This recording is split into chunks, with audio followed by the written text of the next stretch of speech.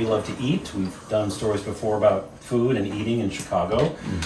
What has the experience been like for you here? Well, it's been fabulous. You're overwhelmed by not only the preparation, which is to the T, but the quality of the food. Then you can really taste, because it's not processed. You'd be amazed how quickly it snaps you back a little. One, they're not trying to do a meal where they're trying to turn the tables. Right. You're it. And they're not trying to rush you out and they're not trying to make money off the liquor or whatever, just different things culturally. We do what we do. There's no tipping here. So what you pay what it is. Then the third thing, at first I wasn't really crazy about it, but now I really like it. So when you are done, the chef/owner meets you outside with a gift. And they thank you for coming to their restaurant, and this is their gift, because you're not a customer, you're a client. So not just the ambassador, but all the customers get that. Everywhere I've been. Okay. Now I don't know how else but other people talk about it. Seeing you goodbye and bowing to you when you leave, absolutely everybody gets it. I've seen it with other people, and when I'm at the restaurant, they're leaving, etc. So those are kind of just atmospherics. Then down to the food, the preparation and the freshness is, especially, and not limited to fish. Right, not just sushi. No. Well, it's a different on that level. But as I always say about the sushi here is butter. Back in America, it's margarine.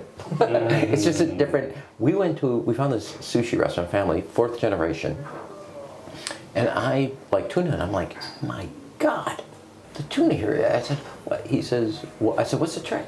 I go, there's one individual who doesn't catch the tuna by net, only by line. Yep. I said, why? He goes, the acid builds up in the panic of the tuna, and I don't want that. And then he says, he guarantees that the tuna lies on only one side.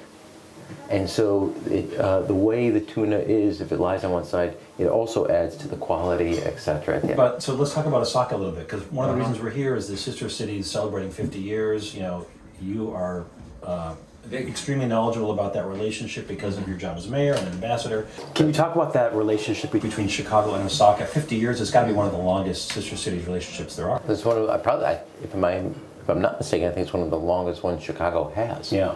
And it's a special relationship, mainly because Osaka was originally the commercial area. Kyoto was the capital, which is next to it. So it was business, political capital. Both the political and, you could say, financial capital moves up to Tokyo. So Osaka has a relationship to Tokyo, similar to Chicago's relationship to New York. Gotcha. So they call it the second city? Exactly. They also have a Michigan Avenue, kind of magnificent mile down there.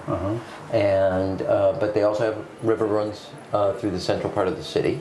They have a slightly different accent, very boisterous, very tell you like it is, not scared to be straight to you, which is a different kind of set of qualities. That's how they're known in Japan. So there's a lot of characteristics similar to the city of big shoulders. And they love to eat. There's a saying there, kuidore, which is like, eat till you drop. And yes, you can eat in Tokyo, but it seems like they love food. Yeah, they love food in the sense also, that's the other thing I should have said the first one, everything is balanced.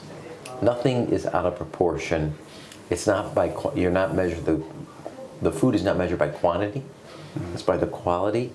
And your proteins versus everything else, something deep fried versus something that's fresh or raw, or we just ate here, the tuna. So everything is balanced, appropriate to your diet. How they figure this out, pre-modern medicine, I have no idea. Let's shift gears a little bit. Tell me about what you miss in Chicago. You said you've been back about 4 times in the 20 plus months you've been here as ambassador. What do you miss? The Steve Dolinsky show that helps you figure out where to go eat next. But after that, it's a steep drop off over there. Oh, that's so sweet of you. Yeah. You know, well, first of all, Chicago's home. Yeah. And your friends are the number one thing that you miss, and being at your home. That said, I think I really want to be honest about here. It's really special to live overseas. No, again, you're living at the embassy. You got to support their staff. That's different. Plus, you're empty nesters. The kids are grown. Although it's been interesting for the kids to live overseas, but this is fascinating. Yeah. It's a fascinating way. Now, in a week from now, Sunday, I'm going to do my third bike trip. I've done one in the Izu Peninsula. We did another one over the bridges in Hiroshima. There's 7 bridges. We're going to do this area on the coast into Kyoto. And then in the summer, I'm going to do my 4th and final one, which is in the northern island called Hokkaido. So it's been a fascinating time. To see the country, fascinating the politics and the geostrategic politics. I leave you, and the Chinese have embargoed all the fish from Japan, even though they're still fishing in their waters, mainly because of the water distribution from Fukushima. And so the old mayor and me, talked to the U.S. Armed Forces, of which this is our largest footprint anywhere in the world, and they were not buying Japanese fish. So I worked out on all the commissaries and all the Navy ships that go out. They will now be supplied by Japanese fish.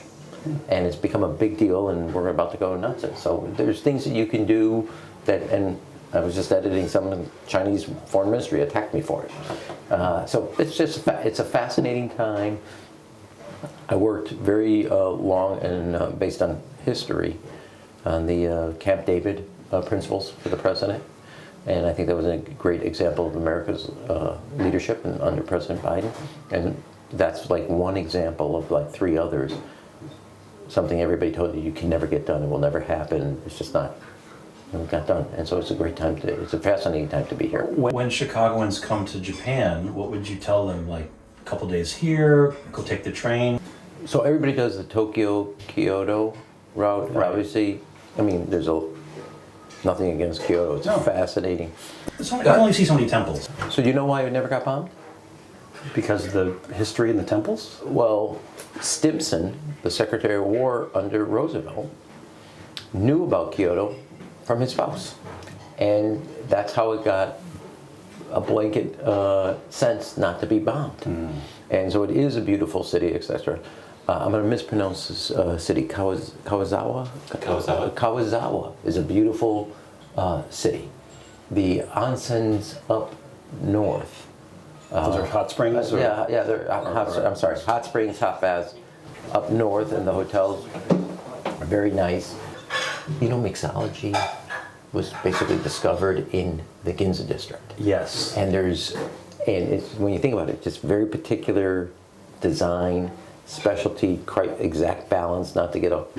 And I was never I'm not a big drinker, I'm still not a big drinker, but I am determined to see as many mixology places and locations as restaurants. And that is the one thing I live in fear, that after my tenure, I got 14 months left, that there's going to be a restaurant I didn't go to or a bar I didn't experience. There's a place called Little Smith. Okay. That's very, very good. All right. And it's in the basement of a building. You would never know it. You walk down 2 flights, just a plain door, and behind it is one of the most magical bars. Well, that's the whole story of Japan, right? It's behind some plain doors, some fantastic place, right? And the other thing, just like on the restaurants and bars, I mean, you'll sit and there's only seating for 8 or 9 people, or at a bar for 6. I have no idea how they make money. There's 4 people behind the counter. It's a mystery to me. Yeah. But again, the whole idea is the culture of service. And I know we're having a big debate about it, there is no tipping here. Right. Zero. I think it's omotenashi, right? It's hospitality, and that's what they're focused on. Service. All right, well, Ambassador, thanks for your time. Appreciate it. Thank you.